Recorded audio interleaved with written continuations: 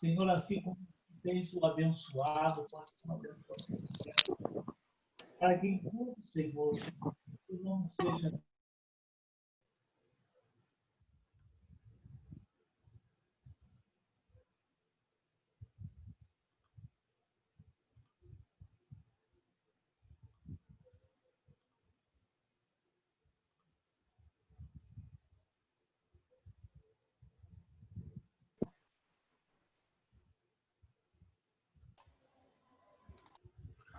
Amém. Eu vi que ele falou amém, mas teve um momento aí que acabou não conseguindo mais ouvir a sua voz. Obrigado aí, pastor Antônio. Deus abençoe. Tá bom? É porque eu acredito que ele está sem o fone, aí a voz fica um pouco mais frágil, mais fraca. Deus abençoe. Obrigado aí, pastor Antônio. Irmãos, nós, nesta noite, vamos dar continuidade ao nosso estudo sobre estrutura de uma passagem e falando um último assunto sobre estrutura. Vamos fazer uma recapitulação bem rápida do que a gente viu até aqui. Fecharemos com um último gênero, né? Não que seja esse o último gênero da Bíblia. A gente trabalhou 3 gêneros, vamos falar um último gênero, que é parábolas, mas existem outros gêneros dentro das Escrituras, tá? E aí a gente conclui a parte da estrutura e entra num último ponto que tem a ver com a estrutura, que é a questão que a gente chamaria de linha melódica, né? Na verdade, é o ponto que o David Hume coloca no seu livro, que a gente precisa lembrar também quando nós estamos fazendo a exegese. Tudo que a gente está falando até aqui, dentro da questão de contexto, estrutura e também linha melódica, está dentro do assunto geral, que é exegese. Na verdade, a gente está trabalhando o caminho para o sermão, do texto para o sermão. Essa preparação, esse caminho de preparação. A primeira parte da trajetória do caminho do texto para o sermão chama-se exegese. A segunda parte da trajetória do caminho do texto para o sermão chama-se reflexão teológica. E a última parte da trajetória do caminho do texto para o sermão é a homilética, que é a aplicação propriamente dita. Então, assim, a primeira parte, a exegese, a gente envolve questão cultural, a gente está falando de uma análise histórico-cultural, linguística, literária da passagem bíblica em seu próprio contexto. Contexto histórico, contexto gramatical, contexto bíblico. Foi o que a gente trabalhou até aqui. Trabalhamos a questão da estrutura, que é uma análise da passagem, pela própria passagem, buscando entender a estrutura, a ênfase e a mensagem que essa passagem traz para a gente.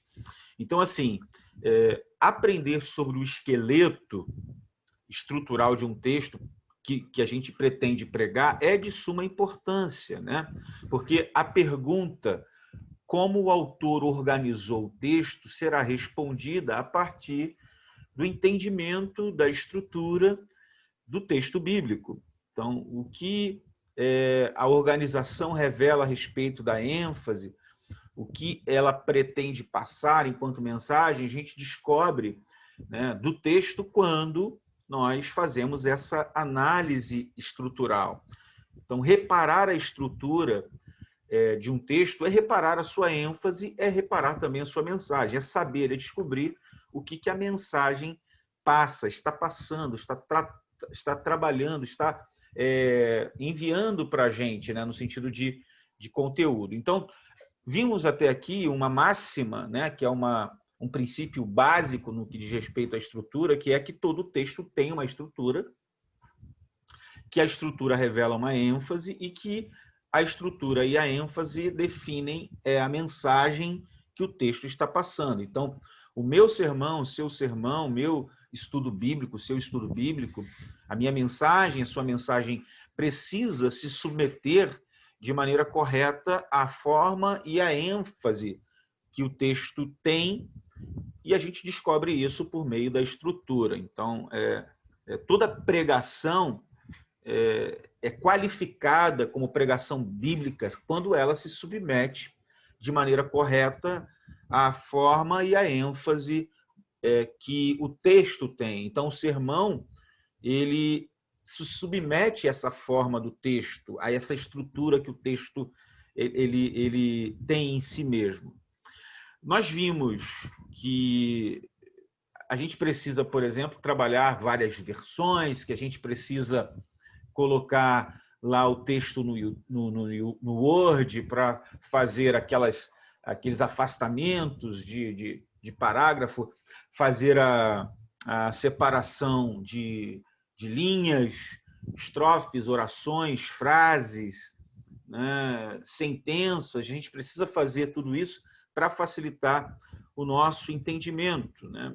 Então, não necessariamente a gente precisa ser um conhecedor do grego e do hebraico para poder dominar a passagem, mas a gente tem que ter um conhecimento básico de língua portuguesa para chegar, né, naquilo que a gente poderia dizer que é uma oração, uma frase, né, um período, né, uma frase com verbo, uma frase sem verbo, um período composto por coordenação, por subordinação, a gente entender o que é um verbo. Essas coisas são de extrema importância para a gente conseguir distinguir, discernir a passagem, os detalhes da passagem. Então, isso a gente viu até aqui. É de suma importância também que a gente leia, releia e releia o texto tantas vezes quantas forem necessárias para a gente se familiarizar com a passagem, se possível for, ler devagar,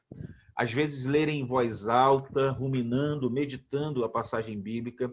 E enquanto a gente lê o texto, a gente deve procurar palavras, expressões, ideias repetidas, né? Vimos também a questão dos gêneros que mais nós encontramos na Bíblia. Os principais gêneros que nós encontramos na Bíblia são 3, os principais, que é o gênero discursivo, o gênero chamado de discurso, né?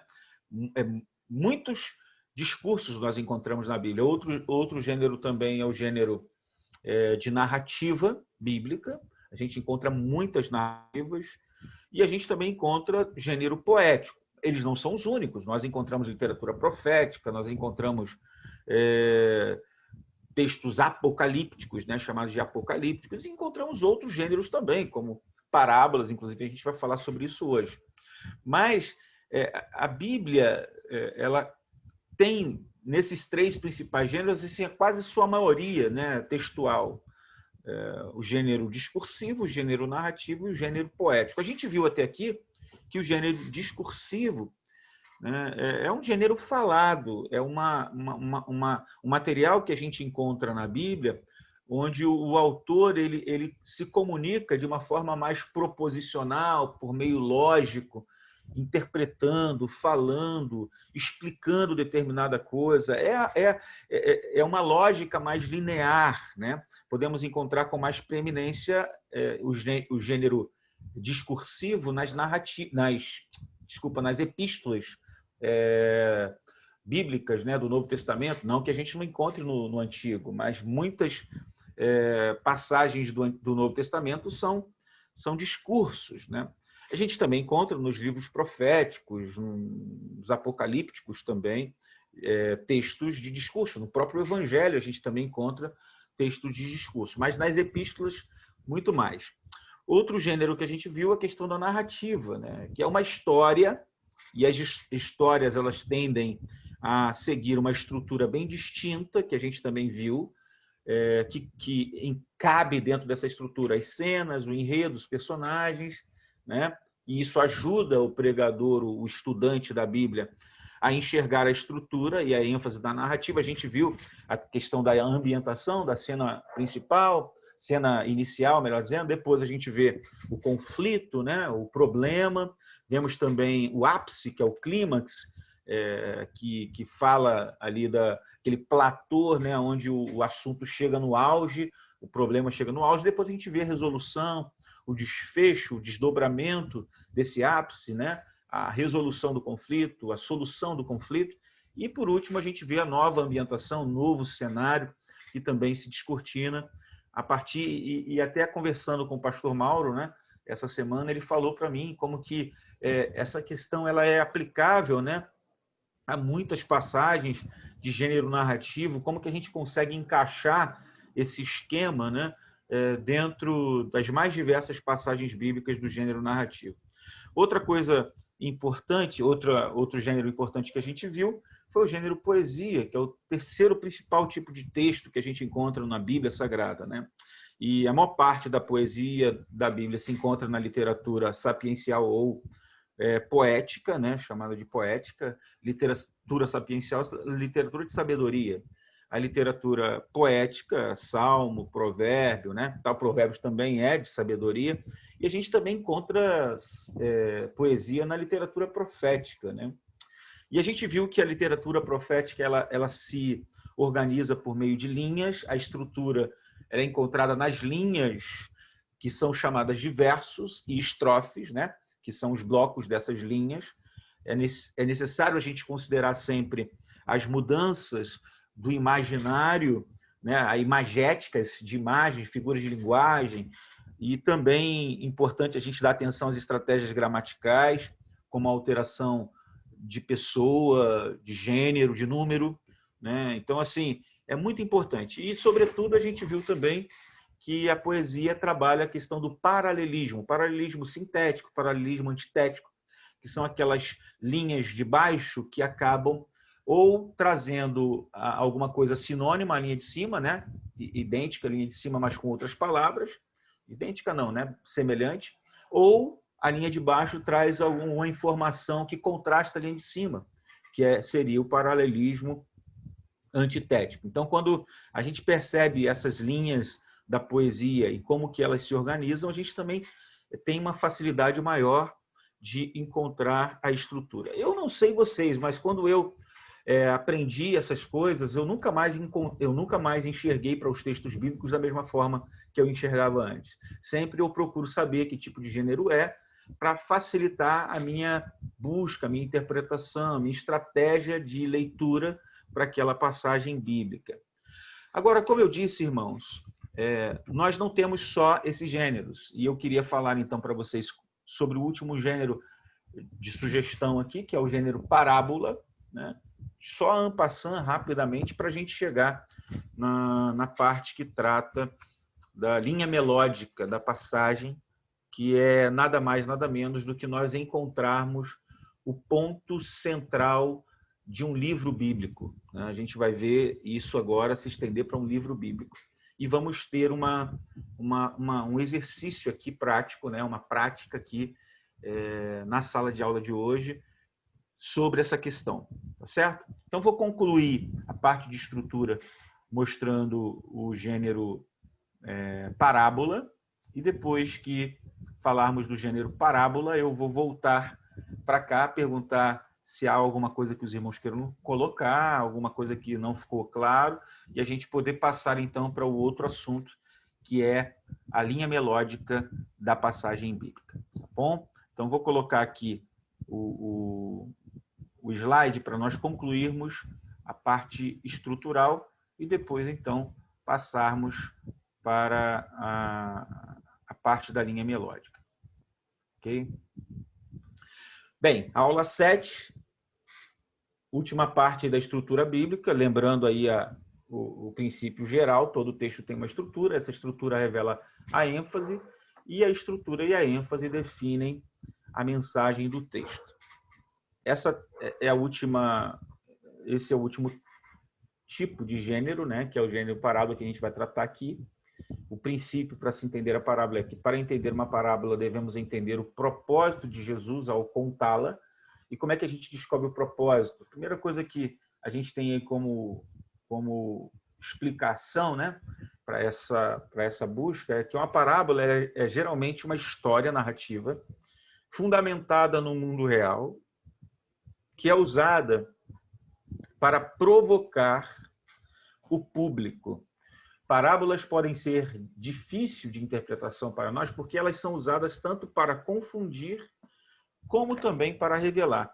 Esse texto de Mateus 13, verso 10 a 17, é um texto muito importante para a gente entender o propósito da parábola, de modo que eu vou ler ele aqui para ficar claro, né, que a parábola ela tem um propósito. Olha que interessante o propósito que as parábolas têm. Mateus, capítulo 13, versículo de número 10 a 17. Diz assim: E aproximando-se dele, os discípulos lhe perguntaram: Por que falas às multidões por meio de parábolas? Jesus lhes respondeu: Porque a vós é dado conhecer os mistérios do reino do céu, mas não a eles. Pois ao que tem, lhe será dado, e terá em grande quantidade, mas ao que não tem, até aquilo que tem lhe será tirado. Por isso eu lhes falo por meio de parábolas, porque vendo, não veem, e ouvindo, não ouvem nem entendem. E neles se cumpre a profecia de Isaías que diz: Ouvindo, ouvireis e nunca entendereis, e vendo, vereis e jamais percebereis. Porque o coração deste povo se tornou insensível, e com os ouvidos ouviram de má vontade, e fecharam os olhos para que não vejam, nem ouçam com os ouvidos, nem entendam com o coração, nem se convertam e os cure. Mas bem-aventurados os vossos olhos, porque veem, os vossos ouvidos, porque ouvem, pois em verdade vos digo que muitos profetas e justos desejaram ver o que vedes, e não viram, e ouvir o que ouvis, e não ouviram. Aí, a partir daí, ele conta a parábola do semeador. Se você percebeu, o Senhor Jesus deixa claro qual é o propósito das parábolas. O propósito é tanto revelar como confundir. Jesus ele deixa claro que ele quer confundir os ímpios, os sábios entendidos, os incrédulos, e quer revelar a mensagem aos humildes, aqueles que de fato querem aprender o evangelho, aprender acerca do reino de Deus. Então, por que isso é importante falar? Porque as parábolas, que não tinham muitas explicações no primeiro momento, elas eram explicadas depois pelo Senhor Jesus aos seus discípulos, num momento mais particularizado, né? Não só num discurso público ali, onde todo mundo estava ouvindo, mas no íntimo, no particular, Jesus explicava. Então, para realmente entendermos uma parábola, precisamos entender seus vários contextos. Contexto cultural, detalhes culturais que são estranhos à nossa cultura, dicionários podem ser úteis. Também o contexto circunstancial, colchetes narrativos que explicam a conversa que conduziu o decorrente da parábola. E o mais amplo contexto, por exemplo, o grupo de parábolas, ensino, próximo associado, como os personagens ou públicos são descritos na história ou em um outro lugar. Então, uma vez sabedores desses contextos, poderemos identificar o propósito central, isto é, o porquê Jesus contou aquela parábola. Então, é o contexto circunstancial, é o contexto cultural, é o contexto mais geral, né? Se é que a gente pode dizer, circunstancial, textual, cultural, né? Daquela passagem bíblica, né? O amplo contexto circunstancial e o cultural. Tudo isso vai nos ajudar a entender o que Jesus estava dizendo. Perguntas de diagnóstico para parábolas, né? Com quem Jesus estava falando? Por que ele contou essa parábola aqui, neste lugar no livro? Estratégias: leia a parábola por si só e aprenda sobre os detalhes culturais que você precisará explicar. Procure detalhes nas proximidades, sessões narrativas sobre aquelas pessoas, a quem Jesus está falando e por que ele contou esta parábola. Veja no resto do livro como os personagens com quem Jesus está falando são retratados. Por exemplo, os fariseus, os escribas, a gente vai precisar buscar essas informações para entender melhor a parábola. Então, recapitulando, para concluir a estrutura do texto, é importante a gente lembrar-se de algo que essa imagem vai passar para a gente, né? Essa ponte é a ponte Golden Garden, né? Essa gate, né? Golden Gate, ela é uma das estruturas mais fortes, digamos assim, uma das maiores estruturas do mundo é a ponte. Essa ponte é composta de partes estruturais óbvias, como cabos enormes de aço e vigas de aço que sustentam a rodovia que passa por cima da ponte, mas há também estacas de concretos fincadas no fundo da baía que sustentam a ponte. Todas as partes de aço e concreto trabalham juntas para formar uma ponte completa sobre a qual milhares de carros passam por cima. E o que tem a ver uma ponte com o nosso assunto de estrutura? Da mesma forma que a ponte ela tem estruturas, tem bases sólidas fincadas na baía, tem cabos de aço, tem uma rodovia que passa, né, e tal, que leva para algum lugar, também a Bíblia contém sua estrutura. E cada passagem contém ideias básicas principais que sustentam tudo o que é dito. Todas as ideias principais juntas formam uma mensagem completa que a passagem está comunicando, como a gente tem visto aqui. É apenas uma imagem para nos fazer lembrar. Talvez dê para usar o desenho abaixo para ilustrar a questão ainda mais. Eu vou mostrar o desenho e classificando as estacas como as ideias principais que sustentam a ponte ou a passagem e que a dividem em partes ou seções. Em seguida, a gente classifica a rodovia como uma mensagem da passagem que flui de uma ideia principal para outra, mais ou menos assim. Então, temos as ideias da passagem e a rodovia, né, que seria a mensagem propriamente dita, a direção da mensagem para a grande ideia que a passagem quer ensinar. Ok? Em síntese, a estrutura de uma passagem ou livro envolve as partes da passagem, as unidades de pensamento que contêm as ideias principais e as ligações entre os pensamentos que unem as seções e as ideias principais. Ver a estrutura nos ajuda a identificar as ideias principais de uma passagem e a enxergar como o autor projetou o desenvolvimento do pensamento dele entre elas. Né? Ver a estrutura nos ajuda a ver a direção que os pensamentos do autor levam.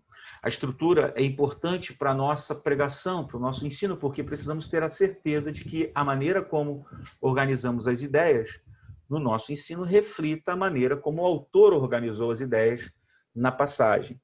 Uma consciência e um entendimento da estrutura na Bíblia trazem um poder esclarecedor também à nossa pregação. É sempre importante, lembrando, né, procurar por padrões, mudanças de pensamento. Ao ler a passagem, que tipo de padrões você vê que apontam para as ideias principais que o autor quer transmitir. Também tende a encontrar mudanças de pensamento, de direção, e estas mudanças podem ser detectadas por uma mudança de padrões. Dividir a passagem, né, é importante, depois de encontrar os padrões e as transições dos pensamentos, dividir a passagem em seções que contenham as ideias principais. Escrever o número do capítulo e dos versículos para cada seção. Aquilo que a gente fez no fluxograma, né?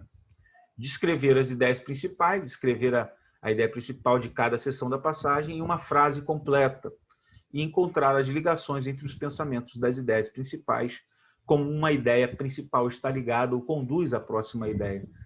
Como que todas as ideias estão ligadas entre si, como revelam a direção dos pensamentos do autor. Então, gente, isso daí é de extrema importância para a gente conseguir compreender o que de fato o texto está nos ensinando, certo?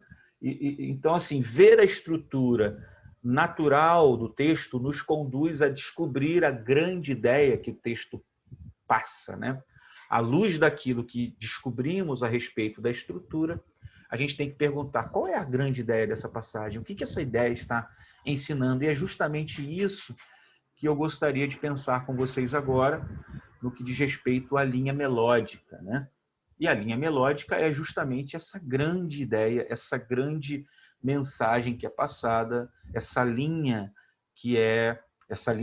melodia que é transmitida a partir da passagem bíblica. Mas antes de entrar nisto, que será também tema de outra aula, né, que é a grande ideia, tese e tal, a gente vai trabalhar um pouco mais essa questão, inclusive por meio de exercícios.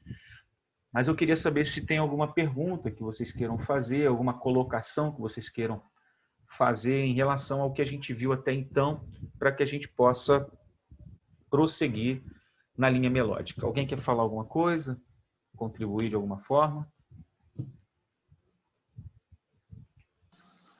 Pastor, eu tenho uma pergunta. Uhum. Ler a parábola em diferentes traduções me ajuda a compreender melhor, me ajuda, tipo assim, cada versão vai me dar um pouco mais da parábola? Eu não acredito que ela vá te dar um pouco mais da parábola. O bom de você estudar em várias versões, e isso acontece, essa questão que você acabou de dizer, que pode te dar maior informação, acontece muito com discurso, acontece muito... a narrativa, bem pouco, mas mais com discurso. Mas a questão das versões, elas aumentam o nosso vocabulário, até mesmo ajuda na interpretação, mas não traz tantas informações assim. O que acontece na parábola em particular, importante a gente identificar no primeiro momento, é a questão cultural. Coisas que acontecem dentro da parábola, da narrativa parabólica, né? É importante a gente descobrir os detalhes dessa parábola nos aspectos culturais, porque muito da mensagem está ali escondido, entendeu? Nessa questão cultural. Né? Mas eu acho que a versão em si, as versões em si não vão te ampliar muito no que diz respeito a entendimento, mas apenas enriquecer o vocabulário e te dar só uma visão mais panorâmica, mas não necessariamente te aprofundar, não, entendeu? Porque o que a parábola traz é uma história com uma intencionalidade. Essa intencionalidade ela vai, às vezes, ser explicada pelo próprio Senhor Jesus ou pelo próprio contexto, né? Então, é olhar para os personagens, olhar para a circunstância em que a parábola foi escrita. É isso que, de fato, vai determinar o entendimento daquela passagem, entendeu? Ô, Felipe, então, eu posso dizer assim que você pegar uma parábola e trabalhar ela para tirar dela um sermão, eu tenho que trabalhar todo o contexto para me entender a parábola, ou a própria parábola pode me servir de texto para me poder elaborar o meu sermão? Ou eu tenho que apenas olhar para ela como parte de um todo? Como eu falei, eu repito, assim, eu penso que a parábola, a gente aprendeu aqui e eu penso que realmente esse é o principal caminho que a gente deve percorrer. A parábola, ela precisa respeitar os três contextos, né? É o contexto cultural, o contexto circunstancial e o contexto maior, né? O contexto geral concernente ao tema que é tratado. Então, assim, se a gente quer entender uma parábola bíblica, a gente tem que olhar muito, mas muito bem para os personagens que ali estão e entender a circunstância em que a parábola surge. O porquê que a parábola foi mencionada. Porque é como se fosse uma ilustração. A parábola é uma espécie de ilustração. Então, assim, Jesus está falando algo, ou está acontecendo alguma coisa no ministério de Jesus, e de repente ele conta uma parábola. Entendeu? E aquela parábola tem uma intencionalidade. Podemos citar um exemplo daquela vez que uma mulher chega no ambiente onde Jesus estava jantando, né, com os homens ali, né, publicanos, os caras bastante pecadores, né, digamos assim. E aí, de repente, aquela mulher chega, faz o que faz ali, e o pessoal começa a criticar Jesus, dizendo assim, se ele conhecesse essa mulher, não deixaria ela fazer isso. Mas a mulher estava ali, derramando-se diante de Jesus. E o que ele conta, gente? Ele conta uma parábola. Né? Qual é a parábola que ele conta? Né? A respeito dos 50 denários e dos 500, né? Denários. É um que devia tanto, devia... Né? Se você observar a circunstância, os personagens, tudo direitinho, você vai perceber que Jesus está querendo transmitir uma mensagem direta sobre como que aqueles caras que ali estavam se viam, né? Como pessoas, eram fariseus, na verdade, né? Se viam como pessoas que não deviam nada, se viam como pessoas que não tinham não tinham porquê, né, pedir perdão, não eram alvos da graça. Então, eles deviam pouco. E aquela mulher era uma mulher que entendeu quanto que ela devia. Ela era uma pessoa proscrita, ela era uma pessoa realmente que tinha muitos pecados. E aí ele termina a parábola falando o quê? Quem é que vai adorar mais? Aquele que é perdoado de pouco, aquele que é perdoado de muito? E a pergunta que eu encontro nessa parábola no final é: quem nós somos? Somos pessoas do grupo dos 50 ou do grupo dos 500?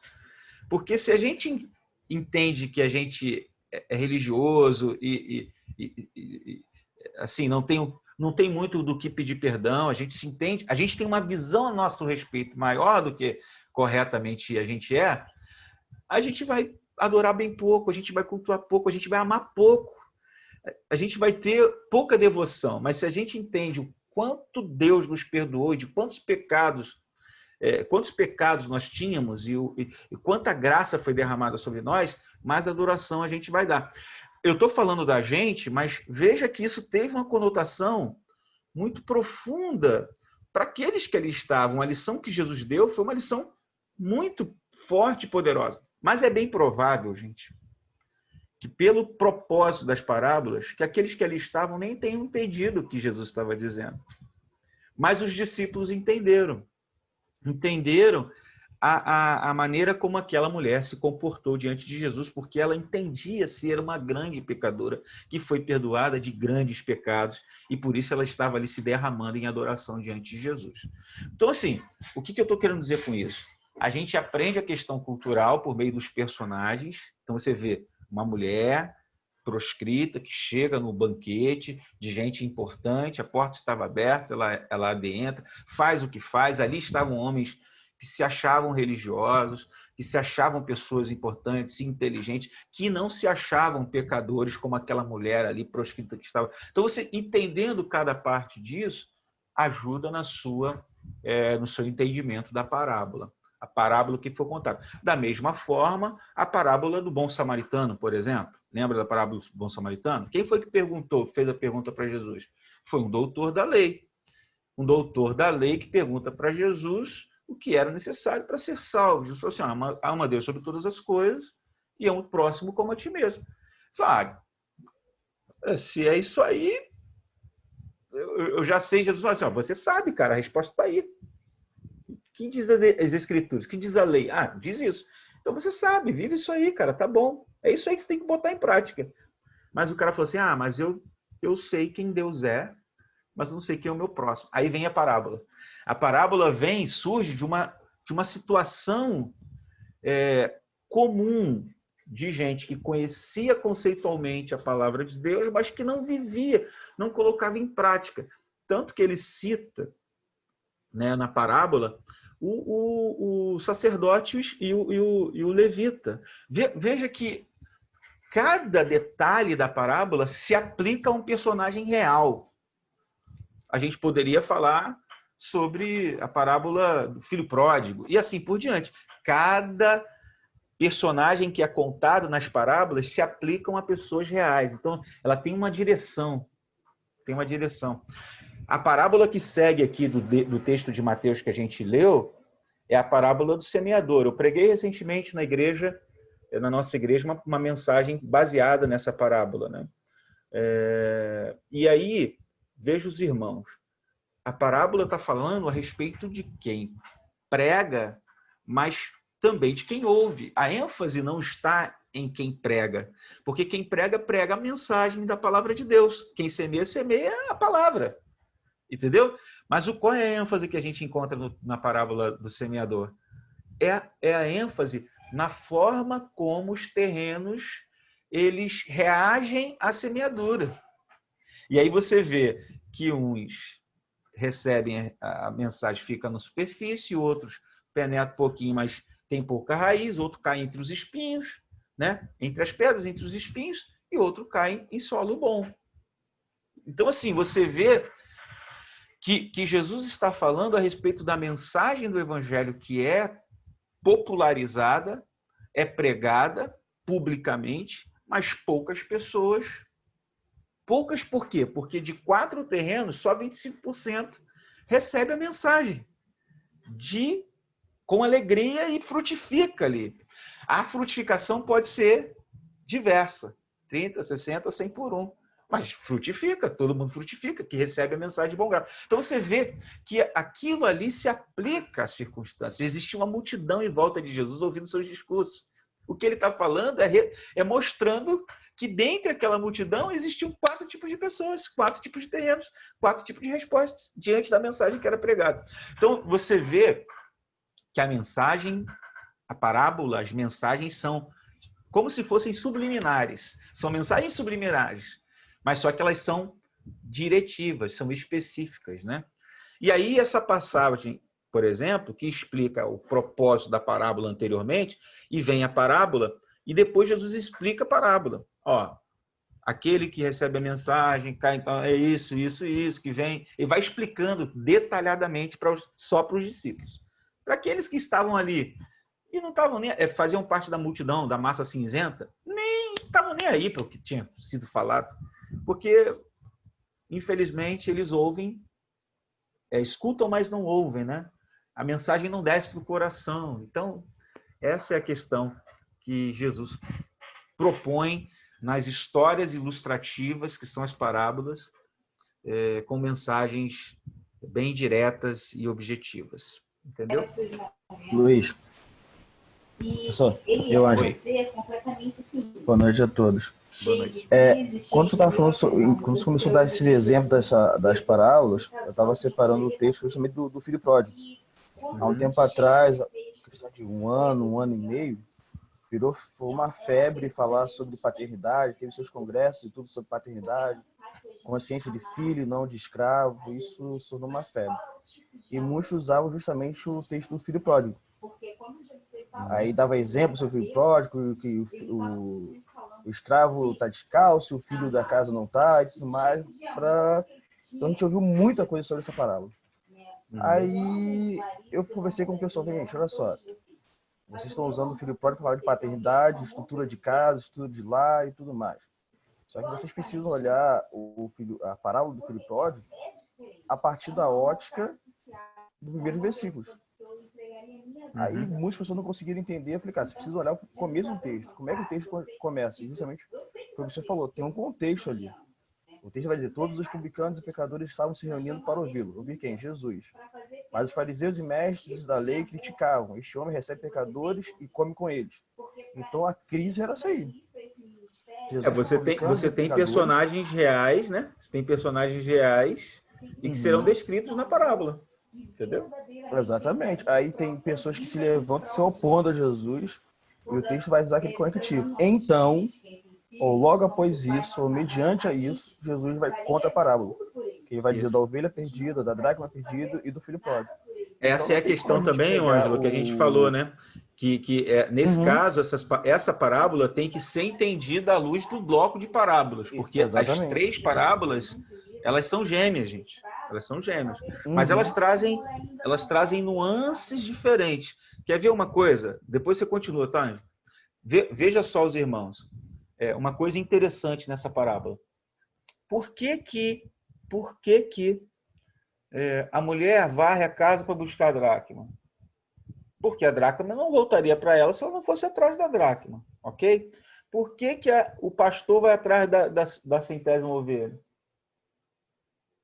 Por quê, gente? Porque a ovelha não vai voltar se o pastor não for atrás. Mas por que o pai não foi atrás do filho, gente? Já parou para pensar nisso? O pai não foi atrás do filho. Por quê? Porque diferente de uma dracma e de uma ovelha, o filho, ele precisa cair em si e voltar sozinho com as próprias pernas que ele foi. Não tem como a gente não dar atenção a essa verdade do texto, gente. Pode observar. A ovelha não volta, ela é um animal irracional. A dracma, muito menos. Que não é um animal, é um objeto inanimado. Agora, o homem, o filho que foi embora, pegou tudo que tinha. Ele teve que voltar com as suas próprias pernas para casa. Mas aí, quando a gente vai contar as parábolas, a gente pega e compara a pessoa perdida aí no mundão, a ovelha. É que a gente tem que ir atrás da ovelha. Tem nada, a gente tem que comparar lá ao filho. Não vou entrar nem no mérito do calvinismo. Não, né? Não vai entrar no mérito do calvinismo. Não, mas a gente tem que comparar o filho. A ideia é de que a pessoa tem que cair em si, ela precisa ser convencida dos seus pecados, da justiça e do juízo e voltar. Você está entendendo? Não tem condições de a gente, simples e puramente, correr atrás de gente obstinada, de gente que não quer. Está entendendo? É complicado. O pai deu tempo para o filho. O filho teve que... Fala, Ângelo. Interessante, pelo que o senhor o que o senhor falou, você vai ver que na parábola do filho pródigo, 2 vezes o texto vai frisando. Eu irei para meu pai e falarei que pequei contra ti, contra o céu, não sou digno mais. E o texto repete isso de novo, trazendo essa ênfase a essa tomada de decisão. É interessante que quando eu ouvi o Jonas Madureira falar sobre essa parábola, essas 3 parábolas, ele estava conversando com a mãe dele, e a mãe dele estava entrando em crise, de acordo com o entendimento do texto. Aí ele falou: mãe, presta atenção, o foco da dracma, a dracma perdida, mas o foco está em tese em quem faz a ação. Porque a dracma perdida, mas quem é que procura? É a mulher. Então, segundo ele, a passagem não está falando, trazendo a reação na dracma, mas na mulher que procura a dracma, no pastor que procura a ovelha, dizendo da mesma maneira que se essas comparações era Cristo estava procurando os perdidos, então o foco estava na ação e no ministério de Jesus, em busca dos publicanos e dos samaritanos, em busca dos perdidos. Mas quando chega no filho pródigo, como você está dizendo, há esse ápice dessa compreensão. E Jesus parece que eleva o pensamento: se vocês são perdidos, mas vocês precisam tomar uma decisão. Curioso. Aí o foco está onde, então? Essa é a questão. Percebem? Parece que os pecadores tomaram uma decisão que os fariseus não estão tomando essa decisão. Exatamente. Você vê que a coisa eleva. Não está só falando dos pecadores, publicanos, pecadores, está falando dos fariseus e escribas, aqueles que se acham, que precisam cair em si. É aqueles que pegam tudo, aquilo que é a herança do pai. Veja só que interessante. Pega a herança do pai e vive a vida como eles quiserem, como eles querem, como eles acham que deve viver. E eles precisam cair em si, entendeu? E ter a percepção da graça. Que olha que interessante, porque quando o filho volta, por mais que você falou aí que esse pessoal esse pessoal que prega o texto focando, que não sei o quê, que é príncipe, que não sei o quê, que a pessoa que recebe isso, recebe um anel, está totalmente fora do foco, porque quando o filho volta, o que ele diz? Eu vou voltar para o meu pai e vou dizer para o pai: pai, faz de mim como um desses jornaleiros. Na perspectiva do filho, ele não é digno de nada, gente. Ele não é digno de nada. Ele é só digno de ser um trabalhador como outros trabalhadores. A única coisa que ele entende é assim: eu quero ficar próximo do meu pai, porque ele é o melhor lugar do mundo. Não importa se eu vou ser considerado como servo. Como servo, um simples servo. E essa é uma perspectiva interessante, né? Porque o servo, o bom servo, é aquele que é adotado pela família como filho e, sendo filho, se torna herdeiro. É o que acontece exatamente com aqueles que se entendem nessa relação com Deus com humildade, entendeu? E não por cima da maionese, por cima da carne seca. E aí a ideia do irmão mais velho que fica também, que não está ali na parábola à toa, tem um propósito de falar, né? Do irmão mais velho também. Né? Gente, veja os irmãos, existem muito material legal aí de interpretação de parábolas. A Vida Nova lançou um livro recentemente falando sobre parábolas. Existe um livro da editora Cultura Cristã também falando sobre parábolas, muito bom. A Vida Nova tem parábolas só de Lucas, tem Expondo Parábolas, agora que eles lançaram recentemente, e tem um da Cultura Cristã, que eu recomendo. Mas, gente, eu insisto com vocês, não façam um caminho, desculpe a minha franqueza de palavras, não façam um caminho de preguiçosos, de irem direto para o livro de comentário. Qual é a ideia? A ideia é você gastar tempo com a passagem, se esmerar com ela e depois você compara com o resultado que você fez. Por quê? Porque isso vai te fazer crescer muito no entendimento do texto, muito no entendimento. Isso vai te trazer uma empatia com a passagem, uma relação com a passagem, uma familiaridade com o texto. Que se você for direto no comentário, você não vai conseguir. Simplesmente você não vai conseguir. E aí aquilo vai acabar sendo algo mais mecânico do que sabe, realmente você gostaria que fosse. Então, assim, gaste tempo com a passagem. Com essas dicas que a gente tem dado de interpretação, isso vai ajudar você muito nesses gêneros mais diversos, né? Nas estratégias, na forma como você vai buscar entender aquela passagem, respeitando esses princípios aplicados a determinados gêneros literários. Amém, meus irmãos? Eu vou ter que passar para outra parte, senão a gente não vai conseguir concluir a outra parte. A outra parte, ela trata da linha melódica, gente. Olha que interessante que é essa questão da linha melódica. Eu vou deixar uma tarefa, bem provavelmente, para vocês, mas vamos iniciar aqui, né? Ver a estrutura naturalmente nos conduz... Desculpa. Aqui. David Hume, né, no seu livro Pregação Expositiva, Proclamando a Palavra de Deus Hoje, da editora Vida Nova, ele diz que os melhores pregadores são, de modo geral, os melhores ouvintes. Eles iniciam seus estudos com os ouvidos atentos. Se esse é o nosso papel, é melhor aprender a fazer exegese com todos os ouvidos atentos, bem como a mente. Todo bom expositor que conheço faz exegese ouvindo as coisas únicas que Deus diz no livro que estão expondo.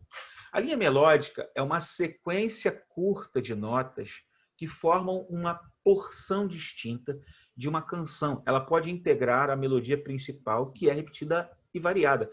Assim funcionam os livros da Bíblia. Cada livro conta com uma linha melódica, uma essência instrutiva a respeito do livro. E cada passagem do livro, então, servirá a essa linha melódica de algum modo. Se soubermos o tema do livro todo, poderemos lidar melhor com cada passagem individualmente e o nosso ensino ou pregação serão mais didáticos. Gente, o que está sendo dito aqui é o seguinte: da mesma forma que a gente tem que fazer com uma passagem, um parágrafo bíblico, uma perícope, né, que é o termo científico que a gente usa para um parágrafo bíblico completo, o que a gente tem que fazer com um parágrafo, com um capítulo, a gente tem que fazer com o livro como um todo, entendendo a estrutura do livro para melhor compreender o que o livro está tratando, a mensagem que ele está passando. Se a gente consegue encontrar essa linha melódica do livro, de um livro, nós teremos muito mais facilidade de pregar as suas partes. Olha o que o David Hume continua dizendo. Quando se exigia a leitura de um livro escolar, por não haver guias de estudos literários, descobri como chegar ao ponto principal do livro de um jeito rápido. Olha o que ele fazia. Procurava um parágrafo em algum ponto da introdução que fornecesse algum tipo de tese ou declaração de propósito. Em seguida, lia o primeiro e o último capítulos do livro. Por fim, retornava ao sumário do livro e, com base na leitura feita, né, do primeiro e do último capítulo e também da tese ou declaração de propósito que o início do livro trazia, com base nisto e lendo o sumário, ele tentava conectar os pontos entre os títulos do capítulo. Ou seja, ele procurava uma declaração, uma tese de propósito, uma declaração de propósito na introdução do livro. Em seguida, ele ia para o primeiro capítulo e o último capítulo, tentando ali pegar a ideia do primeiro e do último capítulo que estava ensinando. Por fim, ele retornava para o sumário do livro, e com base na leitura que ele tinha feito anterior, ele tentava conectar os pontos entre os títulos do capítulo e aquilo que ele havia lido. Da mesma maneira, disse o David Hume, de maneira intuitiva, usei esta estratégias diferentes para encontrar a essência do livro. Ler o livro de capa a capa, ler e reler o começo e o fim, procurando por repetições, palavras, conceitos, expressões, e procurar a declaração de propósito. Então, essas mesmas ferramentas podem ajudar a gente a encontrar a linha melódica de um livro da Bíblia. Ler o livro de capa a capa, ler e reler o começo e o fim do livro, procurando as repetições, palavras, conceitos, expressões importantes e procurando declarações de propósito. Então, o princípio da linha melódica é esse, assim como cada música tem uma linha melódica única, cada livro da Bíblia tem uma mensagem única.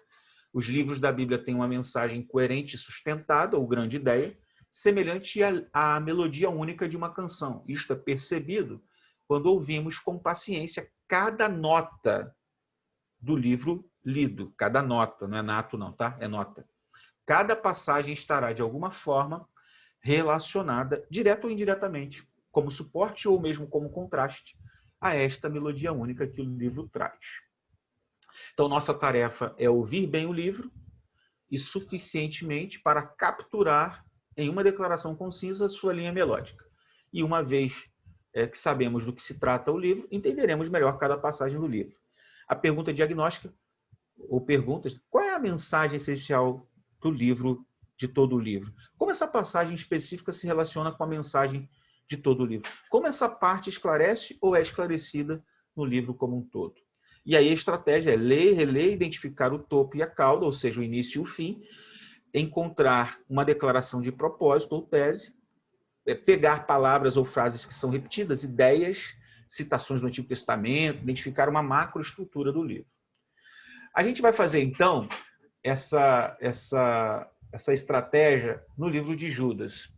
Olha que interessante, só para a gente ganhar tempo, né? Eu vou ler, para a gente ganhar tempo.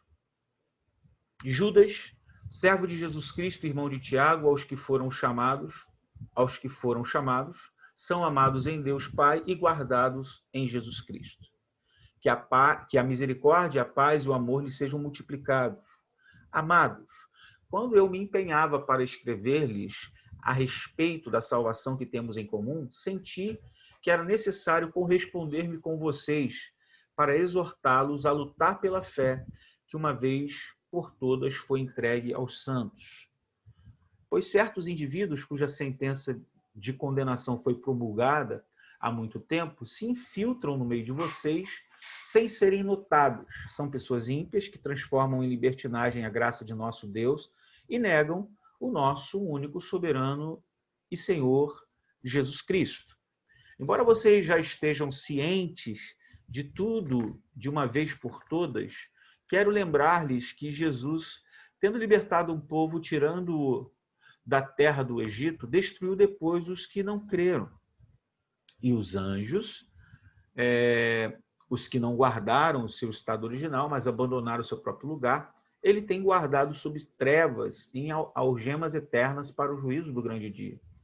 Igualmente, Sodoma, Gomorra e as cidades vizinhas, que também se entregaram à imoralidade e adotaram práticas contrárias à natureza, foram postas como exemplo de castigo de um fogo eterno.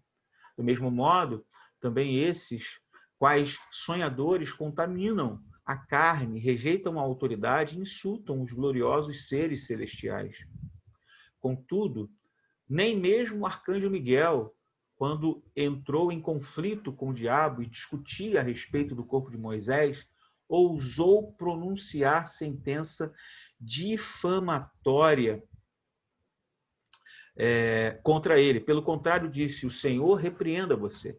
Esses, porém, quando a tudo o que não entendem, difamam, e quanto a tudo o que compreendem por instinto natural, como animais irracionais, até nessas coisas se corrompem. Ai deles, porque seguiram o mesmo caminho de Caim, e movidos por ganância caíram no erro de Balaão e foram destruídos na revolta de Corá. Esses são como rochas submersas nas festas de fraternidade que vocês fazem, banqueteando-se com vocês sem qualquer receio. São pastores que apacentam-se a si mesmos. São nuvens sem água, compelidas pelos ventos. São árvores que, em plena estação dos frutos, continuam sem frutos, duplamente mortas e arrancadas pela raiz. São ondas bravias do mar que espumam as suas próprias sujeiras. São estrelas sem rumo, para as quais está reservada a mais profunda escuridão para sempre.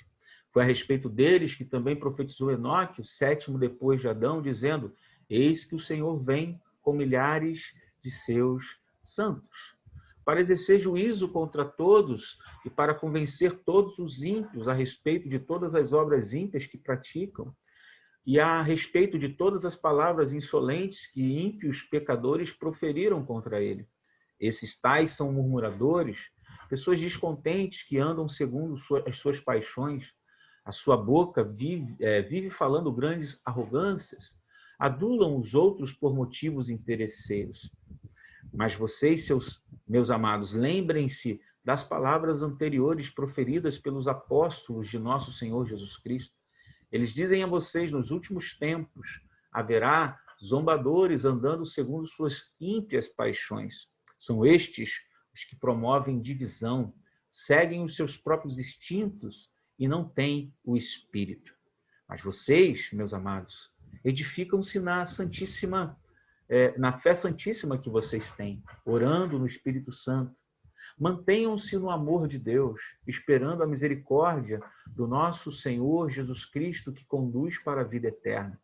E tenham paixão de alguns que estão em dúvida. Salvem outros, arrebatando-os do fogo.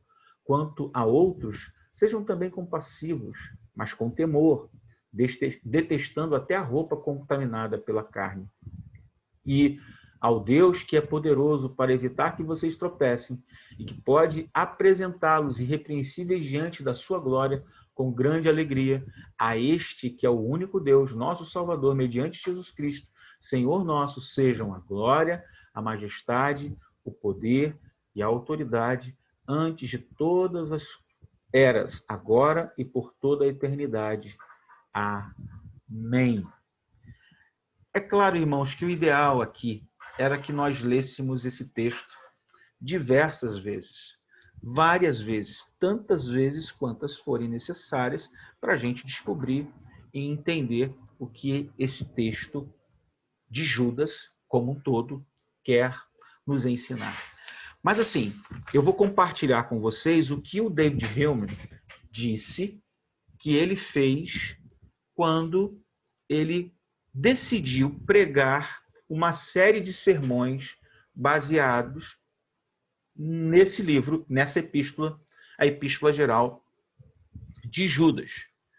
Então, assim, como ele mesmo deu a dica, a primeira coisa que ele fez foi procurar um parágrafo em algum ponto da introdução que fornecesse algum tipo de declaração de tese. Claro, não sem antes ele ler a epístola de capa a capa várias vezes.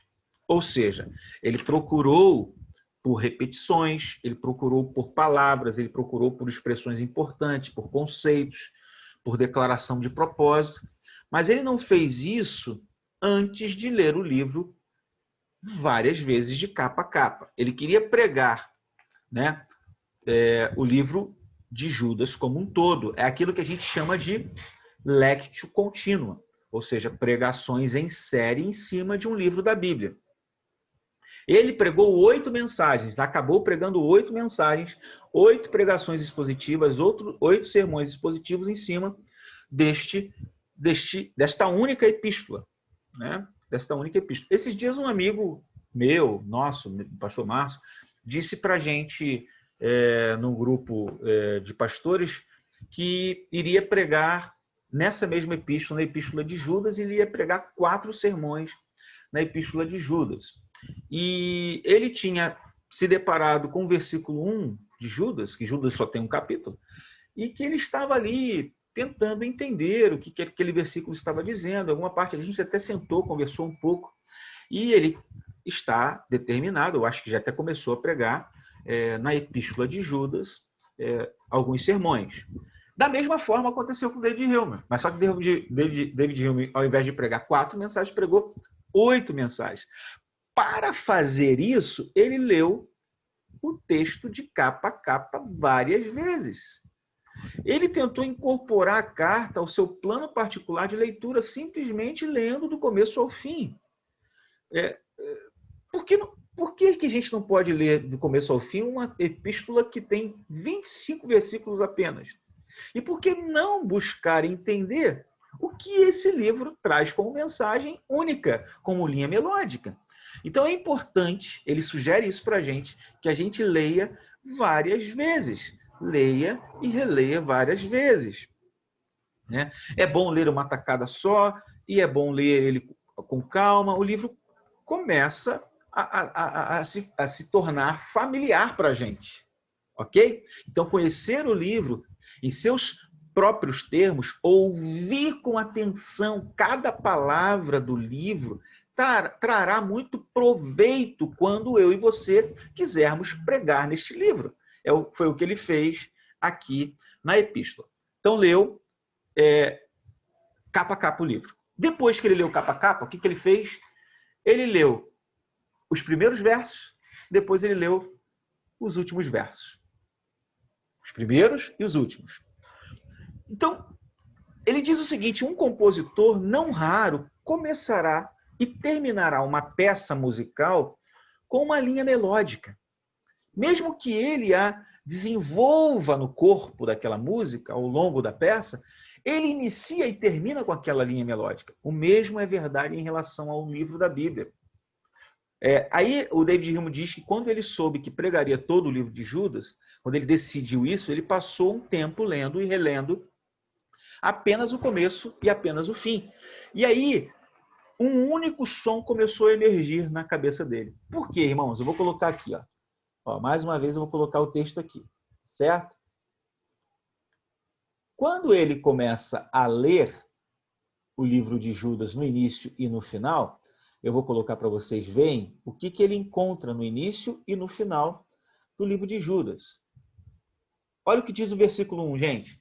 Judas, servo de Jesus Cristo e irmão de Tiago, aos que foram chamados, são amados de Deus Pai e guardados em Jesus Cristo. Agora, olha como é que termina o livro de Judas, gente.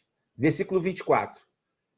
E ao Deus que é poderoso para evitar, para guardar que vocês tropecem, para proteger que vocês tropecem, e que pode apresentá-los irrepreensíveis diante da sua glória, com grande alegria, a este que é o único Deus, nosso Salvador, mediante Jesus Cristo, nosso Senhor, sejam glória, majestade, poder e autoridade ante todas as eras. O que o David Hume percebeu aqui, gente? Que o livro inicia e termina com a expressão guardados. O versículo 1 fala de guardado. E o versículo 24 fala de guardado. Em outras versões fala isso. Por isso que é importante ler em várias versões. Judas inicia e termina falando em ser guardado em Jesus Cristo. E ele se refere àquele que é capaz de vos guardar de tropeçar. Então, nesse ponto da sua preparação para pregar sobre Judas, ele percebeu, ele sentiu que essa suposição provisória do fato de ser guardado por Deus em Cristo era importante para ele analisar, porque ele viu do início e viu no fim. Só que aí ele não fechou questão, ele foi para o corpo do texto, da epístola. E ele foi percebendo que a ideia de ser guardado por Deus em Cristo desempenhava um papel significativo na formatação do corpo da carta. Será que é ou que não é? Será que isso encontra eco no corpo? Aí o que ele encontra? O que é expresso no versículo 1 e no versículo 24, ele encontra no corpo da carta também. Algumas vezes repetido. Aí você vê aí o versículo de número 6. E aos anjos, os que não guardaram o seu estado original, mas abandonaram o seu próprio lugar. Então, veja lá no finalzinho. E ele tem guardado sob trevas em algemas eternas para o juízo. Essa palavra está ganhando um destaque, né? Olha o versículo 13 agora. São ondas bravias do mar que espumam as suas próprias sujeiras, são estrelas sem rumo para as quais está reservada, aí está guardada a mais profunda escuridão para sempre. Em outras versões fala guardado também no versículo 13. Agora veja o versículo 21. Mantenham-se no amor, guardem-se no amor, guardai-vos no amor de Deus, esperando a misericórdia do nosso Senhor Jesus Cristo que conduz para a vida eterna. A expressão mantenham-se no amor também tem a ver com guardar em outras versões. Então, ele foi vendo que isso era estimulante, mas por mais que fosse estimulante a descoberta, o uso repetido dessas palavras desafiou mais ainda a sua linha melódica inicial, porque os guardados em Jesus do início e do final de Judas são descritos no corpo da carta como quem permanece no amor de Deus. E isso em contraste com os anjos, por exemplo, que foram guardados, os falsos profetas que estão sendo guardados para aquele dia do juízo, né? E, nesse ponto, alguém poderia perguntar para ele sobre do que tratava a carta de Judas. E aí ele poderia dizer assim, está falando dos guardados por Deus em Jesus e que tem responsabilidade de permanecer no amor de Deus. Mas também está falando de outros tipos de guardados, né? Dos anjos que são guardados e tal. Só que aí, gente, ele procura no corpo da epístola uma declaração, e ele acha essa declaração no versículo 3. Olha que interessante. Amados, quando eu me empenhava para escrever-lhes a respeito da salvação que temos em comum, senti que era necessário corresponder-me com vocês. Com qual propósito?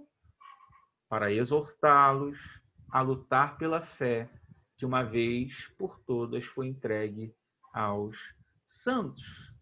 E aí ele percebeu que não demoraria muito para encontrar essa declaração no versículo 3, que essa declaração, então, passaria a dirigi-lo na sua forma de entender o livro como um todo. Qualquer que fosse em linha melódica, precisava conter essa ideia do versículo 3 de senso de urgência. Afinal, a saúde e a santidade da igreja estavam em jogo ali, naquele contexto de Judas. E Judas não é simplesmente uma ode teológica árida que explora os temas de ser guardado e guardar-se no que diz respeito ao relacionamento entre a soberania de Deus e a responsabilidade humana. Mas essa carta, ela tem uma linha melódica, tem uma partitura, uma peça apaixonada, que tem a ver com a ideia do perigo daquele momento, de que a saúde e a santidade da igreja demandavam que os crentes fossem guardados por Deus em Jesus Cristo, mas também que esses crentes lutassem pela fé, ou seja, eles deveriam guardar-se a si mesmos no amor de Deus, ou seja, eles eram guardados por Deus em Cristo, mas também tinham a responsabilidade de guardarem-se a si mesmos no amor de Deus. Aí ele finalmente chega a uma linha melódica. A linha melódica, que ele aprende isso por duas importantes lições durante essa parte da preparação.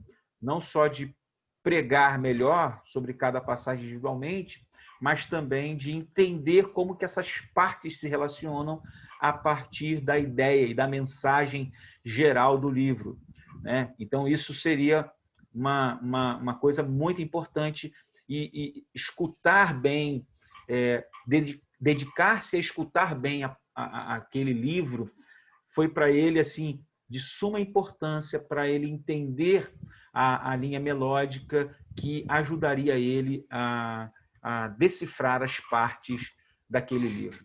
Então, queridos, percebam vocês que o David Hume fez é o que a gente tem que fazer quando a gente vai pregar uma epístola, por exemplo. A gente precisa entender o todo da epístola, que a gente vai pregar um livro. E isso pode ser feito de muitas formas. De muitas formas.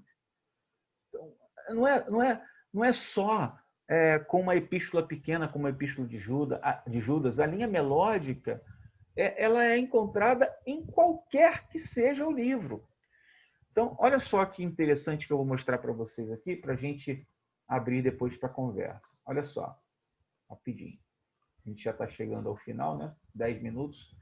Olha que interessante. A gente tem aqui, ó, alguns aspectos da Epístola de Judas. Proposta de data e tal, destinatário, tema, salvação, advertência contra os falsos mestres e tal, gênero literário, epistolar, o propósito, denunciar heresia, Mas olha só a questão da estrutura. Saudação inicial, versículo 1 e 2, motivo da epístola, versículo 3 e 4, a descrição dos falsos mestres, no versículo 5 a 16, a resistência aos falsos mestres, versículo 17 a 23, e a doxologia da epístola. Então, assim, David Hume pregou 8 sermões. Você pode pregar 4, como esse pastor amigo nosso disse que pregaria. Você pode pregar 5, como aqui está. Ou você pode dividir a carta de muitas formas. Mas aí seria mais ou menos a declaração da linha melódica, né? Dado o perigo do momento, a saúde e a santidade da igreja demandam que os outros guardados por Deus, os guardados, né? Outros não, né? Que os guardados por Deus em Jesus Cristo lutem pela fé ao guardar a si mesmos no amor de Deus. Então, vou logo aqui corrigir isso aqui, senão eu vou ter uma dificuldade depois para passar para vocês de forma correta. Então, assim, a declaração, ela dado o perigo do momento, a saúde e a santidade da igreja demandam que os guardados por Deus em Jesus lutem pela fé ao guardar a si mesmos no amor de Deus, certo? Mas olha só que interessante, gente, que isso pode acontecer em todas as epístolas. Olha aqui, ó. Presta atenção aqui, ó. Temos aqui as estruturas, como a gente viu lá na ponte Golden Gate, né? Ó, os pilares, ó, as barras de ferro que vão trazendo. Isso aqui é a estrutura de Efésios. Aí você vê, ó, capítulos 1 a 3. Depois, capítulos 4 a 6. A gente viu a divisão, lembra? Que a gente viu que havia uma divisão no livro de Efésios, na Epístola aos Efésios, que é marcado no capítulo 4, versículo 1. Então, a gente tem três capítulos de um lado, 3 capítulos do outro. Olha que interessante aí esses postezinhos de luz aí. Então, você tem a introdução, né? A conclusão, que você pode estudar lá, ler a introdução e a conclusão da epístola. Aí você vai ver que no meio está falando sobre o chamado vocacional. Então, olha só, ó, capítulo 1, verso 1 e 2, capítulo 6, verso 21 e 24. Então, você vê aí, ó, do lado de cá o chamado vocacional, do lado de lá o andar digno, né, do evangelho. E aí você vê os textos, ó, a divisão dos textos, a estrutura na própria epístola, certo? Então, isso daqui é possível ser feito. Início, fim, ver como é que se divide o verso que marca a divisão da epístola, e aí você está fazendo tudo isso para entender o todo da epístola, como que a epístola se organiza ali, como que Paulo organiza. Isso também pode acontecer numa estrutura, numa narrativa. Olha aqui essa estrutura aqui que a gente está usando como ilustração. Veja aqui no início, ó, Marcos, o Evangelho, você vê Jesus igual ao Cristo, Jesus igual ao Filho de Deus, a introdução, capítulo 1, versículo 1, capítulo 1, versículo 2 a 13, parte introdutória. Do versículo 14 em diante, né? Você vê ali o 15 marcando, ó, você vê os que estão na caixinha preta marcando as transições, ok? Então você tem aqui, ó, capítulo 1, versículo 15, até o capítulo 8, versículo 28, falando da identidade do rei, ok?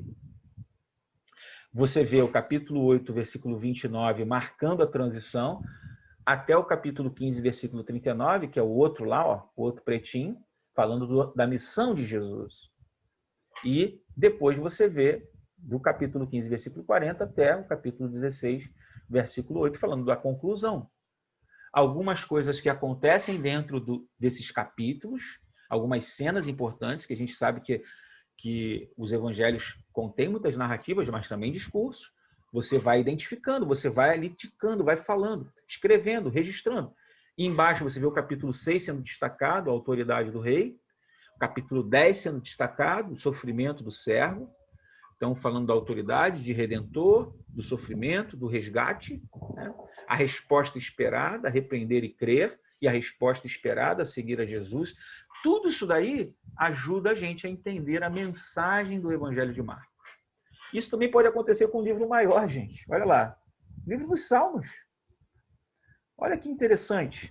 A gente tem vários pilares. Isso aqui eu estou mostrando vários modelos para que vocês não pensem que é só de uma forma que se faz também. Então, veja que a estrutura dos Salmos é idêntica identificada com as divisões dos livros que terminam com uma doxologia. Então, você tem 5 livros nos Salmos, né?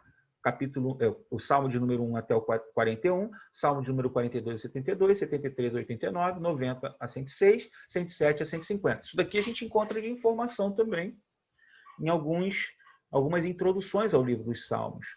Aí você tem lá o Salmo 1 e o 2, que compõem a introdução do livro dos Salmos como um todo. O Salmo 146 até o 150, fechando o livro dos Salmos.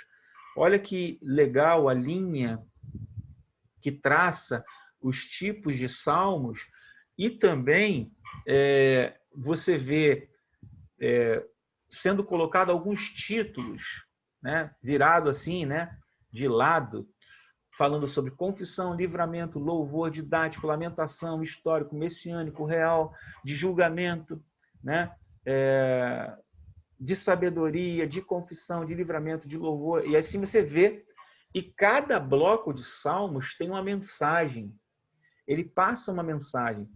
Desgraça e fé, confusão e confissão, desespero pela sabedoria, esperança com o passado, louvor. Gente, isso tudo aqui pode nos ajudar a compreender os salmos como um todo. E aí, quando você for pregar um salmo num determinado livro, dos 5 livros dos salmos, você vai saber como que aquele salmo está dentro daquele bloco e por que ele está ali. E você vai perceber detalhes daquele salmo que se enquadram dentro do bloco onde ele está. Isso é chamado de teologia bíblica. Você entender a maneira como a revelação ela é composta ali, né? Se você pegar o Salmo 150, você vai ver que está dentro de louvor. Salmo 90 a 106, de esperança com o passado, e assim por diante. Então, gente, isso pode ser feito com todo tipo de literatura. No Pregue a Palavra, quando eu estudei, nós focávamos em livros, em gêneros literários, mas também em livros, justamente para a gente descobrir essas questões. Então, a gente estudou livro, por exemplo, de 2 Timóteo, Salmos, Marcos, Abacuque, Jonas. Comece com os livros pequenos, façam esse exercício, vocês vão ver como que isso é legal. Você perceber como que começa, como que termina e pegar a conexão dentro do próprio livro, a maneira como aquilo vai sendo desenvolvido. Palavras que são repetidas, cenas que são apresentadas. Então, é muito importante que a gente faça isso. Isso é chamado de linha melódica. É essa mensagem única que é passada pelo livro. Cada livro da Bíblia tem uma mensagem única que é passada. E todas as partes do livro cooperam para que essa mensagem seja transmitida. Então, saber disso nos ajudará a entender as partes. Temos alguns minutos. Abro para perguntas, para respostas também, para colocações, para discussões. E a gente tem poucos minutos, mas eu acho que 5 minutinhos aí para a gente conversar, 10 minutinhos no máximo. Quem quer falar? Calma, cada um de uma vez. Professor, fala. Mediante todo esse cuidado que a gente precisa ter com o texto, enquanto você estava falando inicialmente até citou sobre comentários, no ir direto, aí lembrei de um trecho do livro que o senhor recomendou, o livro que até compartilhei com o senhor que eu estava lendo, Pregação Expositiva, sobre justamente esse cuidado, que às vezes a gente tem o medo de errar, é por isso que a gente vai direto para os comentários. O autor vai dizer que a gente devia gastar esse tempo com o texto, analisar o texto de fato, para depois em si para os comentários. Talvez a gente, no afã de querer acertar, de não querer perder nada, a gente acaba perdendo porque a gente não tem esse tempo investido com o texto. Então tem muito a ver com o que a gente tem visto nas últimas aulas. Até compartilhei essa semana algo com o senhor a respeito disso. Eu tinha, no começo, quando comecei a ministrar na igreja, eu tinha essa preocupação. Eu preciso ir para o comentário, que eu achava impossível, quase inviável, você começar pelo texto, gastar tempo sem olhar para o comentário. Então, hoje a gente vê essa preciosidade de você gastar tempo com o texto, essa observação, esse cuidado. Quando você tem você investe esse tempo, você começa a perceber algumas coisas e isso vai se tornando mais enriquecedor para você. Talvez, como o autor que você citou, se ele tivesse ido só para comentar e não tivesse essa técnica dele de olhar o começo, olhar o fim, depois pegar os detalhes, de repente ele não teria compreendido toda essa preciosidade que tem no livro de Judas. Então isso nos ajuda muito. Que às vezes nem sempre um comentarista vai ter um olhar sobre aquela passagem. Mas muitas das vezes, na nossa análise, a gente vai ter uma análise diferente, um olhar diferente, ou uma coisa que vai complementar a outra. Às vezes a gente se perde por deixar de ouvir o que o texto está dizendo.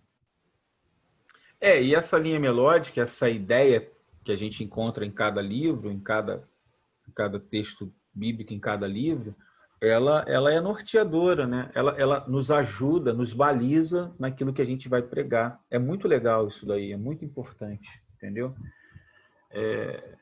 É claro que a gente tem recursos, por exemplo, em livros de introdução bíblicas, temos, que é a questão da teologia da passagem, né? Para esse tipo digamos assim, de exercício ou de prática na preparação, eu sugiro aquele livro Foco e Desenvolvimento do Antigo e Foco e Desenvolvimento do Novo Testamento, porque esses livros, eles são basicamente isso que a gente está fazendo. Não são comentários. Eles são livros estruturais e que focam exatamente no ponto nevrálgico do texto, do livro, né? Eu acho que é muito legal a gente poder fazer leituras comparativas com esses tipos de texto, né? Que são mais precisos dentro do trabalho. Porque o comentário, ele vai te dar uma ideia da passagem e aí você vai ficar preso ali tendenciosamente. Eu não estou falando que não seja bom. É bom.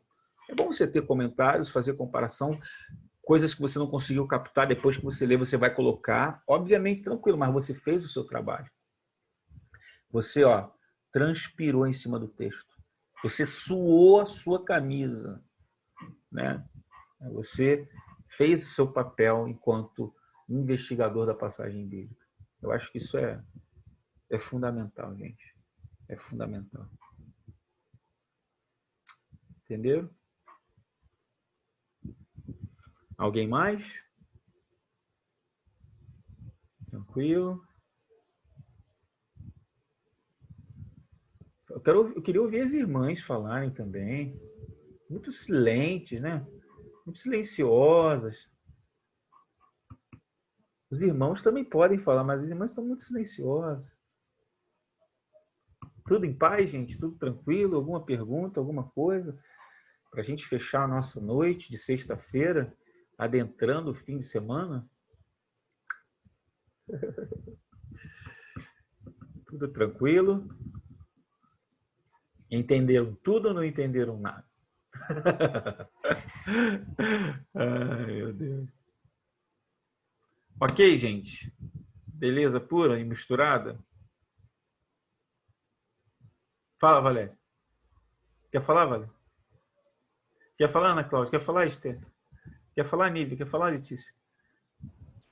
Não, pastor, hoje não quero falar, não. Hoje não quer falar nada, não. Então tá certo. Os pastores aí presentes, se quiserem falar qualquer coisa, fique à vontade. Valéria ia falar, Valéria? Eu fiquei em dúvida sobre o posicionamento do pastor Márcio, sobre o calvinismo, mas depois de uma outra matéria a gente... Vamos deixar isso para depois, né, pastor? Vamos deixar para depois.